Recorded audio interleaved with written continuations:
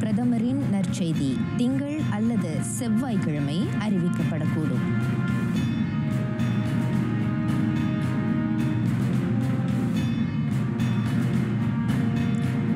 புதிய நீதிபதிகள் வரும் 28ஆம் தேதி பதவியேற்பர். சட்டப்படி நியமனங்கள் என்பதால் அவசரம் காட்டப்படவில்லை.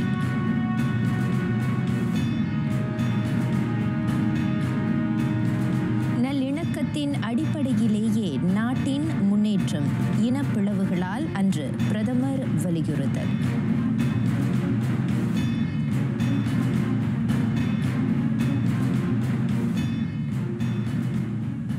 வணக்கம், சலாம் மலேசியா மடானி. RTM தமிழ் செய்திகள் உங்களுக்காக. உங்களுடன் நான் கண்மணி பத்துமலை. நாட்டு மக்களுக்கு பிரதமரின் நற்செய்தி வரும் திங்கள் அல்லது செவ்வாய்க்கிழமை அறிவிக்கப்படும். நடப்பு விவகாரங்களை கையாளும் அதேவேளை குடிமக்களின் சுமையை குறைக்கும் வகையில் அந்த அறிவிப்பு அமையும் என டத்துஸ்ரீ அன்வார் இப்ராஹிம் கோடி காட்டினார். மக்களுக்கு அறிவிக்கப்படவிருக்கும் அந்த தகவலை நிதி அமைச்சு துல்லியமாக ஆராய்ந்து வருகிறது. மக்கள் எதிர்கொண்டிருக்கும் சிக்கல்களுக்கான தீர்வுகளை நிதி அமைச்சின் சிறப்பு குழு ஒவ்வொரு வாரமும் கண்டறிந்து வருகிறது. அதன் அறிவிப்பு ஓரிரு நாள்களில் செய்யப்படும் என பிரதமர் கூறினார். அதிகரிக்கும் வாழ்க்கை செலவினத்தையும் நாட்டின் நிதியாற்றலையும் சமப்படுத்தும் வகையிலான சிறந்த அணுகுமுறைகளை அரசு கண்டறிந்து வருகிறது. அதன் நீட்சியே ரஹ்மா ரொக்க உதவி, STR, பொது சேவை ஊழியர்கள் ஊதிய உயர்வு ஆகியவை என்றும் அவர் சுட்டினார். பூமிபுத்ரா பெருந்திட்டம், துனாஸ் மடானி, JKPSB வீடமைப்பு திட்டம் ஆகியவற்றை தொடக்கி வைத்து டத்தோஸ்ரீ அன்வார் உரையாற்றினார். புதிதாக தேர்ந்தெடுக்கப்பட்ட முறையீட்டு நீதிமன்ற நீதிபதிகள் எண்மரும் உயர் நீதிமன்ற நீதிபதிகள் 14 பேரும் வரும் 28ஆம் நாள் பதவி உறுதிமொழி எடுத்துக்கொள்வர். உரிய பல்வேறு நியமன நெறிகளை கடந்தே அவர்களின் தேர்வு அமைந்திருப்பதாக டத்துஸ்ரீ அன்வார் தெளிவுபடுத்தினார். நீதிபதி நியமன ஆணையத்தின் மதிப்பீடு, மலாய் ஆட்சியாளர்களின் கலந்தாலோசனை, பேரரசரின் ஒப்புதல் ஆகியவற்றை கடந்தே நீதிபதி நியமனங்கள் அமைகின்றன. பேரரசரின் ஒப்புதலை பெற வேண்டும் என்பதால் தம்மால் முன்கூட்டியே நீதிபதிகள் பெயரை அறிவிக்க முடியாது என்பதையும் பிரதமர் தெளிவுபடுத்தினார். அதேவேளை சில தரப்பினர் கூறுவது போல நீதிபதிகள் எவரும் பதவி விலக்கப்படவில்லை. அரசமைப்பு முறைப்படி மிக ஆழ ஆராய்ந்து முழு மரியாதையுடன் இந்த தேர்வு நடைபெற்றிருப்பதாகவும் டத்துஸ்ரீ அன்வார் விவரித்தார். இன வெறுப்பு, அவதூறு செய்திகளுக்கு ஆட்பட வேண்டாம். அதேவேளை நாட்டின் நல்லிணக்கத்துக்கு ஊறு விளைவிக்கும் வகையிலும் உணர்ச்சியை வெளிப்படுத்த வேண்டாம். மாறாக நாட்டை மேம்படுத்தும் அரசின் முயற்சிகளுக்கு ஆதரவு அளித்து வேற்றுமையில் ஒற்றுமையை காண்பதில் கவனம் செலுத்தும்படி நாட்டு மக்களை பிரதமர் கேட்டுக்கொண்டார். இன உணர்வுகளை தூண்டுவதால் நாட்டில் முன்னேற்றத்தை கொண்டு வர முடியாது. மாறாக நிலையான மேம்பாட்டுக்கு நிலைத்தன்மையும் நல்லிணக்கமுமே அடித்தளம் என டத்துஸ்ரீ அன்வார் எடுத்துரைத்தார். வீடமைப்பு, ஏழ்மை, வாழ்க்கை செலவினம் தொடர்பான மக்களின் சிக்கல்களுக்கு அரசு இனபேதம் பாராமல் தீர்வு கண்டு வருகிறது. நாட்டின் முன்னேற்றம் என்பது ஒட்டுமொத்த மக்களின் மேம்பாட்டை உட்படுத்தியது என்றும் அவர் சுட்டினார். 2025 தேசிய நிலையிலான ஒருமைப்பாட்டு வார கொண்டாட்டத்தை தொடக்கி வைத்து பிரதமர் உரையாற்றினார். குடிமை திட்டத்தை வெற்றிகரமாக நடத்திய தேசிய ஒருமைப்பாட்டு அமைச்சுக்கு கூடுதலாக 1 கோடி ரிங்கிட் ஒதுக்கீட்டையும் நிதி அமைச்சருமான டத்துஸ்ரீ அன்வார் அறிவித்தார். $1490 கோடி இழப்பீடு கோரி சூலு கும்பல் தாக்கல் செய்த மனுவை தள்ளுபடி செய்ய கோரும் மலேசியாவின் விண்ணப்பம் மீதான தீர்ப்பு டிசம்பர் 9ஆம் தேதிக்கு ஒத்திவைக்கப்பட்டது.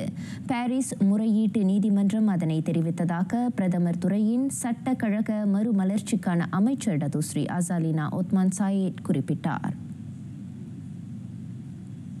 இம்மாதம் 7ஆம் தேதி நடைபெற்ற வழக்கு விசாரணைக்கு பிறகு அந்த முடிவு எட்டப்பட்டது. வழக்கின் இறுதி தீர்ப்பை ரத்து செய்வதற்கான தகுதிகள் குறித்த விசாரணையை நீதிமன்றம் நிறைவு செய்துள்ளது. வழக்கறிஞரின் எழுத்துப்படியான கருத்துக்கு பதில் அளிக்கும் வகையில் வழக்கு விசாரணையை ஒத்திவைக்க அரசு தரப்பு மேற்கொண்ட முயற்சி நீதிமன்றத்தால் நிராகரிக்கப்பட்டது. அதனால் விசாரணை திட்டமிட்டபடி தொடரப்பட்டதை அமைச்சர் சுட்டினார். இறையாண்மை கொண்ட நாடுகளுக்கு எதிராக 3ஆம் தரப்பு தரப்பு உரிமை கோருவதை தடுக்க வழக்கு விசாரணைகளில் வெளிப்படைத்தன்மை தேவை எனும் நிலைப்பாட்டை மலேசியா மீண்டும் வலியுறுத்துவதாக டத்தோஸ்ரீ அசாலினா குறிப்பிட்டார். 2026 2030 செயற்கை நுண்ணறிவு தொழில்நுட்ப நடவடிக்கை திட்டம் இவ்வாண்டு அறிமுகப்படுத்தப்படவிருக்கும் அத்திட்டம் நாட்டில் AI பயன்பாட்டு வழிகாட்டியை வலுப்படுத்தும் என இலக்கவியல் அமைச்சர் கோபிந்த் சிங் டியோ கோடி காட்டினார்.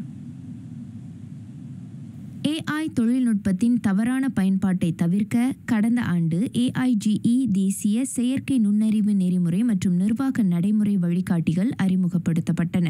அந்த செயலாக்கத்தின் தொடர்ச்சியாக 2026 முதல் 2030 வரைக்குமான செயற்கை நுண்ணறிவு தொழில்நுட்ப நடவடிக்கை திட்டம் அறிமுகம் காணவுள்ளது. இன்றைய தொழில்நுட்ப யுகத்தில் நாட்டிற்கு அத்தகைய நடவடிக்கை திட்டம் இன்றியமையாததாக விளங்குகிறது.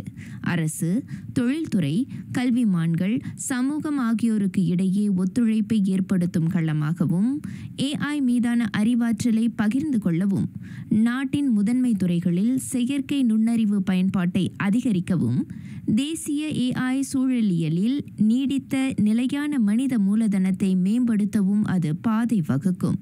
அதேவேளை அந்த தொழில்நுட்பத்தின் பயன்பாட்டை பாதுகாப்பானதாக உறுதிப்படுத்த AIயின் நிர்வாக நெறிமுறைகளை வலுப்படுத்தும் முனைப்புகளை அரசு ஆராய்ந்து வருவதாக அமைச்சர் குறிப்பிட்டார். 2025 தேசிய செயற்கை நுண்ணறிவு போட்டிக்கு வருகையளித்த பின் கோபிந்த் சிங் ஊடகத்தாரிடம் பேசினார். இந்திய சமூகத்தை மேம்படுத்தும் 9 திட்டங்களை தொழில் முனைவு மேம்பாடு கூட்டுறவு அமைச்சு கடந்த ஆண்டு முதல் முன்னெடுத்துள்ளது. நிதி உதவி அளித்தல், திறன் மேம்பாடு மற்றும் பயிற்சி, கூட்டுறவு மேம்பாடு, சமூக ஈடுபாடு ஆகிய கூறுகளை உட்படுத்திய திட்டங்கள் அவை என துணை அமைச்சர் டத்தோஸ்ரீ ரமணன் ராமகிருஷ்ணன் தெரிவித்தார். ஓராண்டுக்கும் மேலாக தொழில் முனைவு மேம்பாடு கூட்டுறவு அமைச்சின் கீழ் பல்வேறு திட்டங்கள் மேற்கொள்ளப்பட்டன. அவை எல்லா இனங்களையும் உட்படுத்திய முழுமையான நியாயமான பொருளாதார வளர்ச்சியை உறுதி செய்வதில் மதானி அரசின் தொடர் முயற்சிக்கான சான்று.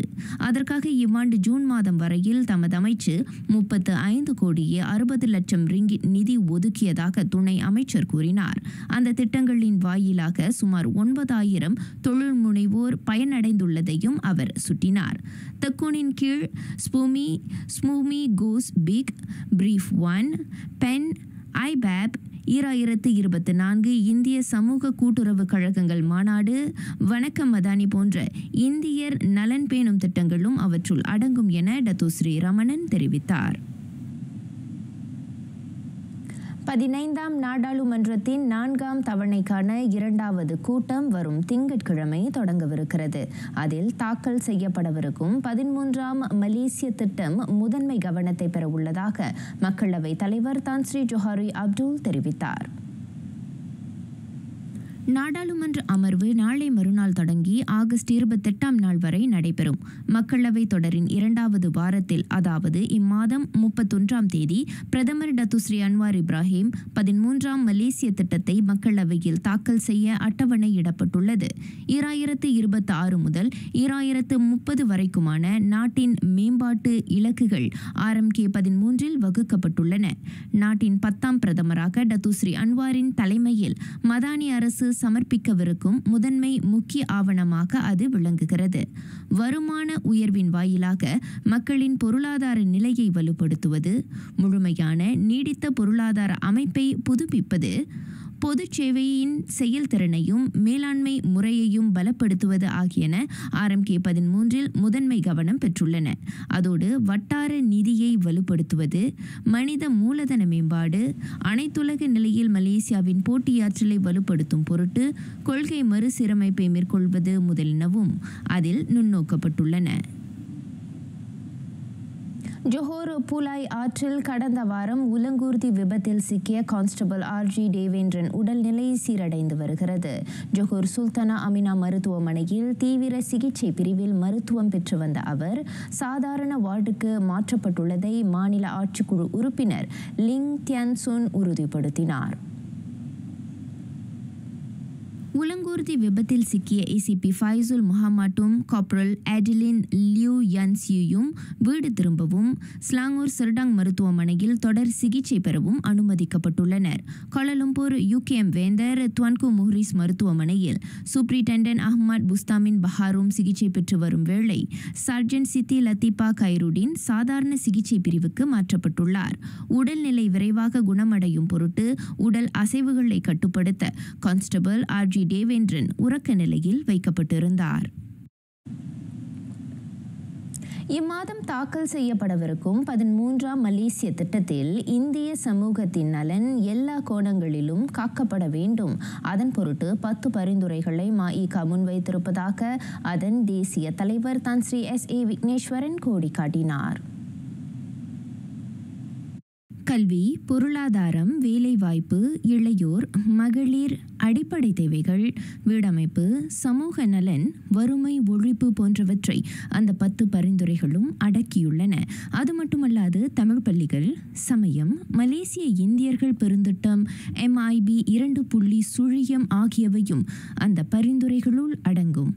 10 அடிப்படை கூறுகள், 45 வியூகங்கள் மற்றும் 98 முனைப்புகளை கொண்டு அவை உருவாக்கப்படும் முன் பல்வேறு தரப்பினரின் கருத்துகளும் ஆலோசனைகளும் பெறப்பட்டன. அதோடு இந்திய சமூகத்தினர் எதிர்நோக்கும் பிரச்சினைகளுக்கு உரிய தீர்வுகள் ஆராயப்பட்டன. இந்த பரிந்துரைகள் அரசு இயக்கங்கள், அரசு சாரா இயக்கங்கள் மற்றும் துறை சார்ந்த நிபுணர்களின் ஒத்துழைப்போடு உருவாக்கப்பட்டன. குறிப்பாக இந்திய சமுதாயத்தின் மேம்பாட்டிற்காக ஒவ்வொரு ஆண்டும் 3200 கோடி ரிங்கிட் ஒதுக்கப்பட வேண்டும் எனும் முக்கிய பரிந்துரையும் முன்வைக்கப்பட்டுள்ளது. நேற்று நடைபெற்ற மஇகாவின் மத்திய செயலவை கூட்டத்தை தலைமையேற்ற பின் தான் ஸ்ரீ SA விக்னேஸ்வரன் செய்தியாளர்களிடம் அவ்வாறு கூறினார். 13வது மலேசிய திட்டம் வரும் 31ஆம் நாள் தாக்கல் செய்யப்பட உள்ளது. இதனிடையே மலேசிய இந்தியர்கள் எதிர்நோக்கும் பல்வேறு சிக்கல்கள் குறித்து நேற்று நடைபெற்ற மஇகாவின் மத்திய செயலவை கூட்டத்தில் விவாதிக்கப்பட்டன. இதில் ரொம்ப முடிவுகள் எடுக்கப்பட்டது. அதாவது கட்சியை சார்ந்தது, பொதுமக்கள் சார்ந்தது, அது குறிப்பாக மாணவர்கள் பிரச்சனை, வர்த்தக அடிப்படையில் ஊழியர்கள் நடத்தும் வியாபாரத்தில் அவங்களுக்கு ஊழியர் பிரச்சனை எல்லாமே இந்த கந்தி கொடுக்காத ஒரு சூழ்நிலையில் அவங்களுக்கு அந்த பிரச்சனைகள், அந்த அடிப்படையில் மஇகா முன்னிருந்து இந்த பிரச்சனைகள் எல்லாமே குரல் கொடுக்கறது மட்டுமில்லை, இதுக்கு எப்படி தீர்வு காண்றது சொல்ல சில இதெல்லாம் பேசப்பட்டது. தற்போது தலை தூக்கி இருக்கும் ஆலயங்கள் தொடர்பான பிரச்சனைகளை களைய உரிய தீர்வுகள் குறித்தும் கலந்தாலோசிக்கப்பட்டன. இந்த 3-4 மாசமா எல்லா ஆலயங்களுக்கும் நோட்டீஸ் வந்துட்டு இருக்கு. அதாவது அவங்களுக்கு நிலம் பிரச்சனை, புறம்போக்கு நிலத்தில் இருக்கிறது, அவங்களுக்கு எல்லாமே நோட்டீஸ் வந்திருக்கு. அப்போ இது எல்லாமே திடீர்னு உருவாக்குறது பற்றி ரொம்ப பேர் நம்ம தொகுதி தலைவர், மாநில தலைவர்கிட்டலாம் கொண்டு வந்து சொல்லி இது எல்லாமே இதுக்கு பின்னணி எப்படி வந்திருக்கோம், யார் திடீர்னு இந்த முடிவு எடுத்திருக்காங்க, எல்லாமே கொஞ்சம் பதறி போயிருக்காங்க.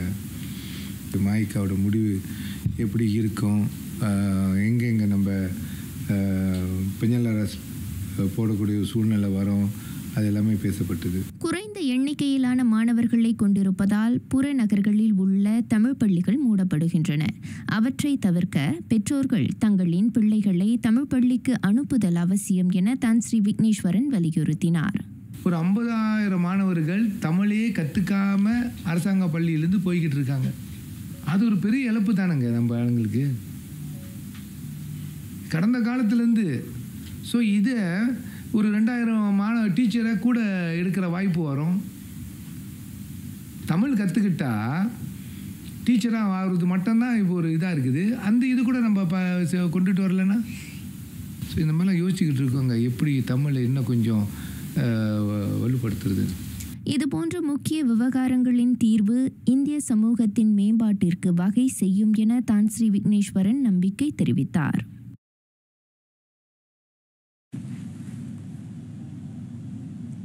அழகு கொஞ்சும் மலையகம், அன்பு பாராட்டும் மலேசியர். உலகில் வேறு எங்கு சென்றாலும் காண கிடைக்கா பேரு. சொகுசு மோட்டார் சைக்கிளில் உலா போகும் டத்தோ ஆனந்த் பெருமை ததும்ப கூறும் வார்த்தைகள் அவை. ஆதலால் ஒவ்வொரு மிர்டேக்கா தினத்தின் போதும் மலேசியாவின் உன்னதத்தை பறைசாற்ற நாடு கடந்த துணிகர பயணத்தை மேற்கொள்வதை வழமையாக கொண்டுள்ளார் அவர்.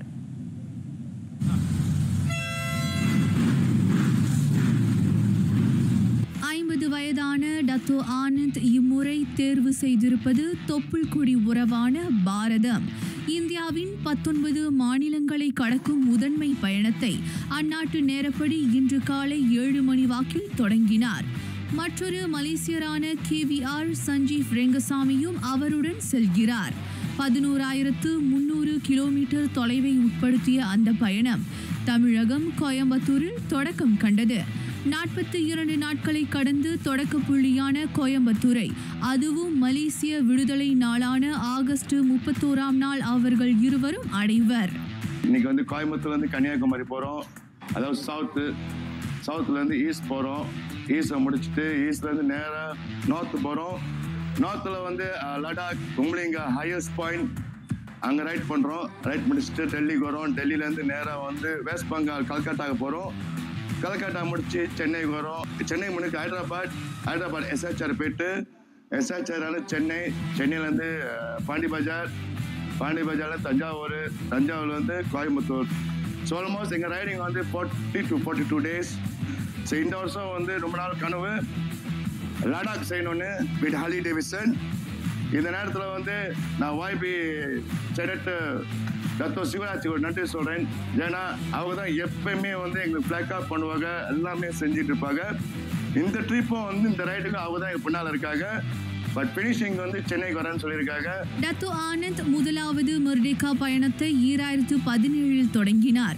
வர்த்தகருமான அவர் அந்த ஆண்டில் 6 வருடன் கோலாலம்பூரிலிருந்து தமிழிசன் சொகுசு மோட்டார் சைக்கிளில் தென்கொரியா, நியூசிலாந்து, ஐக்கிய அரபு சிற்றரசு, வியட்நாம், இலங்கை ஆகிய நாடுகளிலும் பயணம் செய்துள்ளார் டத்தோ ஆனந்த்.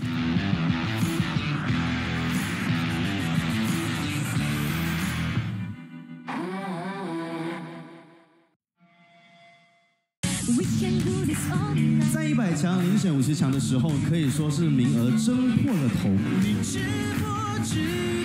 我以为这场是你的演唱会。所以呢，我们的导师就极力向评审团们争取拥有9位选手，让他们拥有复活的机会。到底哪5位有机会复活呢？我们下一回自有分晓。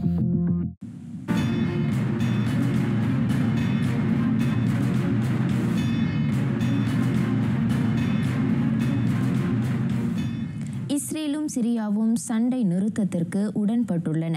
துருக்கி, ஜோர்டனுடன் ஏனைய அண்டை நாடுகளும் நடுவர் பணியாற்ற அவ்விரு நாடுகளும் சண்டை நிறுத்தத்திற்கு ஒப்புக்கொண்டதை துருக்கிக்கான அமெரிக்க தூதர் டாம் பராக் உறுதிப்படுத்தினார். சிரியா மீது யூத படையின் கொடூரங்களும் வான்வழி தாக்குதல்களும் கடந்த ஒரு வாரமாக வலுத்து வருகின்றன. அதற்கு முற்றுப்புள்ளியிடும் பொருட்டு இந்த போர் நிறுத்த ஒப்பந்தம் மேற்கொள்ளப்பட்டிருக்கிறது. இஸ்ரேல் மற்றும் சிரியாவின் தெற்கு எல்லையான ஸ்வெய்டாவுக்கு அருகில் சிரியாவைச் சேர்ந்த ட்ரூஸ் மற்றும் பெடோயின் சமூகங்களுக்கு இடையே மோதல் மூண்டது. அதை முடிவுக்கு கொண்டு வர சிரியாவின் இடைக்கால அரசின் இராணுவ படை தலையிட்டது. ட்ரூஸ் மக்களுக்கு எதிரான சிரிய படையின் ஆக்கிரமிப்பை நிறுத்தி அவர்களுக்கு ஆதரவு கரம் நீட்டும் நோக்கத்தில் இஸ்ரேலிய படை டமாஸ்கஸ் மீது தாக்குதல் தொடுத்தது. சிறுபான்மையினராக இருந்தாலும் சிரியா, லெபனான், இஸ்ரேல் ஆகிய நாடுகளில் அரசியல் ரீதியில் செல்வாக்கு மிக்க இனமாக ட்ரூஸ் விளங்குகிறது. தேவையற்ற சர்ச்சைகளுக்கு முடிவு கட்டி போர் நிறுத்தத்திற்கு உடன்படுமாறு தொடர்புடைய அண்டை நாடுகளுடன் இணைந்து அமெரிக்கா முன்வைத்த அரச தந்திர வலியுறுத்தலை இஸ்ரேலும் சிரியாவும் ஏற்றுக்கொண்டன. ரஷ்யா மீது புதிய பொருளாதார தடையை விதித்தது ஐரோப்பிய ஒன்றியம். அந்த கூட்டமைப்பு இதுவரை விதித்ததிலேயே மிக தீவிரமான தடையாக இது அமையும் என அதன் வெளிநாட்டு விவகாரங்கள் மற்றும் பாதுகாப்பு கொள்கைக்கான உயர் அதிகாரி கஜா கல்லாஸ் கோடி காட்டினார். மேற்கத்திய நாடுகளின் ஆதரவுடன் ஐரோப்பிய ஒன்றியம் ரஷ்யா மீது 18வது முறையாக வர்த்தக தடை உத்தரவுகளை பிறப்பித்தது. ரஷ்யா விற்பனை செய்யும் கச்சா எண்ணெயின் உச்ச வரம்பு விலை அளவை 15 விழுக்காடு குறைப்பதாக EU அறிவித்துள்ளது. இது ரஷ்யாவின் நிதி நிலையை மோசமாக்கும். மேலும் G7 நாடுகளுக்கான ரஷ்ய கச்சா எண்ணெய் விலை உச்ச வரம்பு $47.6 குறைக்கப்பட்டதாக கல்லாஸ் குறிப்பிட்டார். ரஷ்யாவிலிருந்து இறக்குமதி செய்யப்படும் கச்சா எண்ணெய் மற்றும் அதில் தயாரிக்கப்படும் பெட்ரோல், டீசல் போன்ற அனைத்து எரிபொருள்களின் விலையும் இதனால் பாதிக்கப்படும். ஐரோப்பா வெளியிட்ட இந்த அறிவிப்பால் இந்தியாவை தளமாக கொண்ட ரஷ்ய எண்ணெய் சுத்திகரிப்பு நிறுவனம் ஒன்றும் பாதிப்பை எதிர்நோக்கியுள்ளது. ரஷ்யாவின் நிழல் கடற்படை என்று அழைக்கப்படும் 100க்கும் மேற்பட்ட கப்பல்களும் கருப்பு பட்டியலில் சேர்க்கப்பட்டுள்ளன.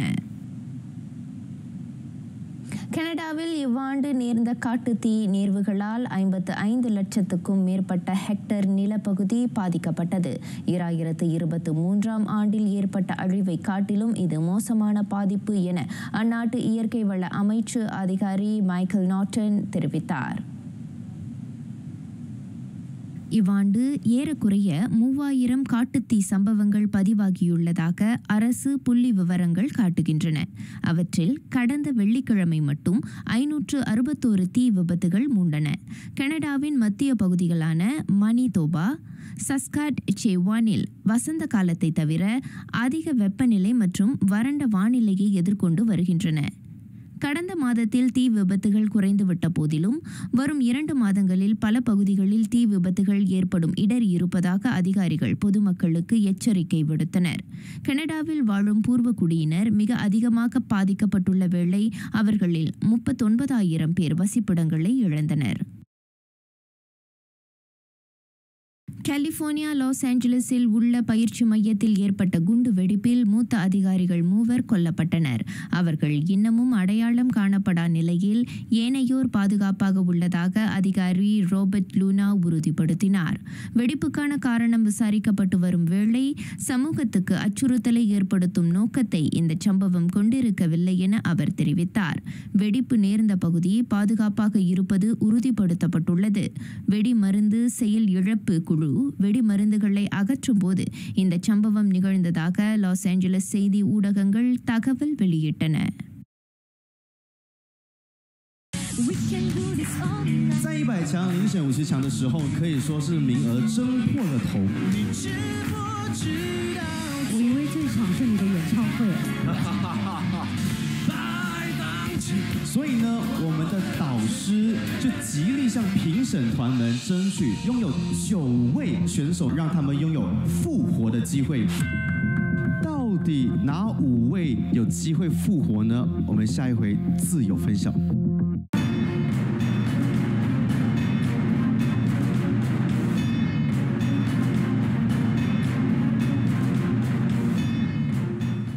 குன்றில் மீது விளக்காய் ஸ்குவாஷ் விளையாட்டில் ஒளிர்ந்து வருகிறார் கிருத்தி பிரதா. வயதோ 11 தான். ஆனால் மலையக பெருமையை உலக அரங்கில் மணக்கச் செய்வதில் முனைப்பு காட்டுகிறார் அந்த ஸ்குவாஷ் தாரகை. ஓடிய கால்களால் சிந்தும் வியர்வை துளிகள் வரலாற்றில் பொன்னெழுத்துகளாக மாறவல்லவை. முன்னேற துடிக்கும் இளஞ்சிட்டுக்கு உற்றதொரு துணையாக ஸ்குவாஷ் விளங்குகிறது. ஸ்குவாஷில் 8 வயதில் தொடங்கிய அவரது பயணம் தற்போது கடல் கடந்து செல்கிறது. கடுகு சிறுத்தாலும் காரம் குறையாது என்பதற்கேற்ப இதுவரை 30 போட்டிகளில் களம் கண்டு வெற்றியை தன் வசமாக்கியுள்ளார் கீர்த்தி. It feels amazing and it's really happy and proud and really happy for everyone who has helped me achieve my goal. In tournaments, finals are the most challenging because you would meet the toughest competitor in your draw.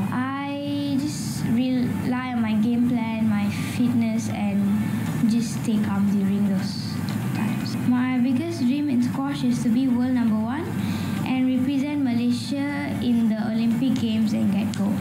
மிக இளம் வயதிலேயே இத்தகைய ஆற்றலை உடைய கீர்த்திக்கு உள்நாட்டில் மட்டுமன்றி உலக அளவிலும் அங்கீகாரங்கள் பெருகுகின்றன. இளம் கன்று பயம் அறியாது, அதனையே தாரக மந்திரமாக கொண்டு மிளிர்ந்து கொண்டிருக்கிறார் கீர்த்தி. ஆரம்பத்தில் ரொம்ப பயந்தாங்க விளையாடுறதுக்கு. ஒரு ஆல்மோஸ்ட் ஒரு 10 மாதம் ரொம்ப ஸ்ட்ரகிள் பண்ணாங்க. அப்புறம் அவங்களாவே கமிட் ஆகி ஸோ ஒரு டோர்னமெண்ட்லேயும் ரிசல்ட் கொடுத்தாங்க. நம்மளுக்கு செஞ்ச செக்ரிஃபைஷன்லாம் வந்து ஊதிட்டாக இருக்குது. ஸோ சந்தோஷமாக இருக்குது. ஸோ மேலும் மேலும் இன்னும் நிறையா அச்சீவ் பண்ணணுன்ட்டு ஆசையாக இருக்குது. ரொம்ப ஹாப்பியாக இருக்கும். அந்த டைம் வந்து ஒவ்வொரு ஃபைனலும் பார்க்குறப்போ ரொம்ப ஹார்ட் பீட் பண்ணி அடிச்சுட்டே இருக்கும். ரொம்ப ஸ்ட்ரெஸ்ஸாக இருக்கும். அவங்க விளையாடுறது பார்க்குறது ரொம்ப நர்வஸாக இருக்கும். பார்க்குற நம்மளுக்கே நர்வஸாக தான் இருக்கும். பட் அந்த நர்வஸையும் தாண்டி அவங்க அச்சீவ் பண்ணி அந்த ஃபைனல் அவுட்கம் அவங்க கத்தி அச்சீவ் பண்ணி அவங்க எஸ் வி வான்னு நினைக்கும் போது ரொம்ப எக்ஸ்ட்ரீம்லி ஹாப்பியாக இருக்கும். ரொம்ப ப்ரௌடாக இருக்கும். ஸோ அந்த டைம்லாம் வந்து அன்எக்ஸ்பிளைனபிள் தான். வீட்டுக்கான எல்லா பிளானும் அப்பா தான். பட் இப்போதைக்கு ஸ்டெப் பை ஸ்டெப் எல்லாமே அவர் ஃபவுண்டேஷன் போட்டுகிட்டே வராரு. ஒரு லெவலுக்கு அவங்களுக்கு கொண்டு வரணும்னு. ஸோ அதுக்கு ஏற்ற மாதிரி கீர்த்தியும் வந்து அதிலே மோல்ட் பண்ணி அழகாக கோஆர்டினேட் பண்ணி வருவாங்க. She can do that.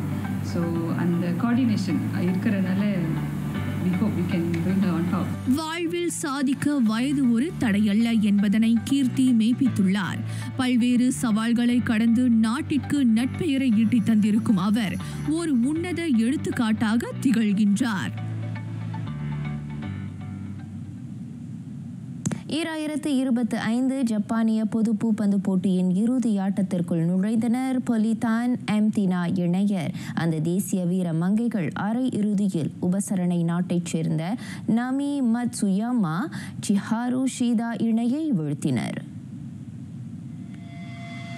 ஏறத்தாழ 35 நிமிடங்களுக்கு தொடர்ந்த அவ்வாட்டத்தில் பொலி தினா இணையினர் 21-13, 21-11 என நேரடி செட்களில் வென்றனர்.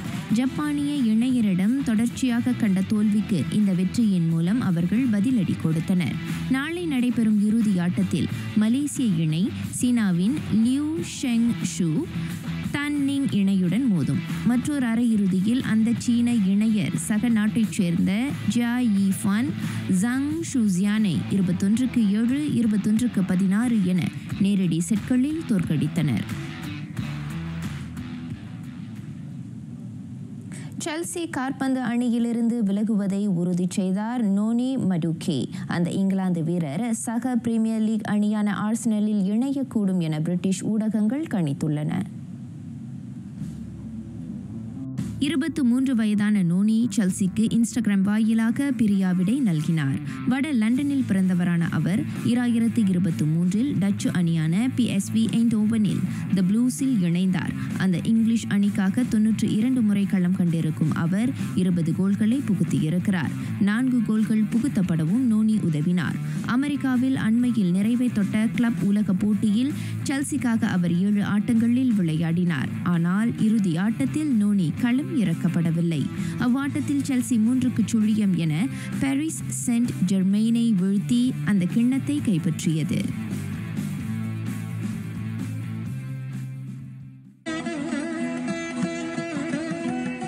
ஞானக்குரல் இரேசக 32 மாத்திரை பூரகம் 16 புகும். மூச்சு பயிற்சியின் போது மூச்சை இழுப்பது பூரகம் எனவும் அடக்குதல் கும்பகம் எனவும் வெளியிடுவது ரேசகம் எனவும் அழைக்கப்படும். யோக அந்த மூச்சு பயிற்சியை கடைபிடித்தால் உடல் வெப்பமடையும் என ஓக நெறி உரைக்கிறார் ஔவையார்.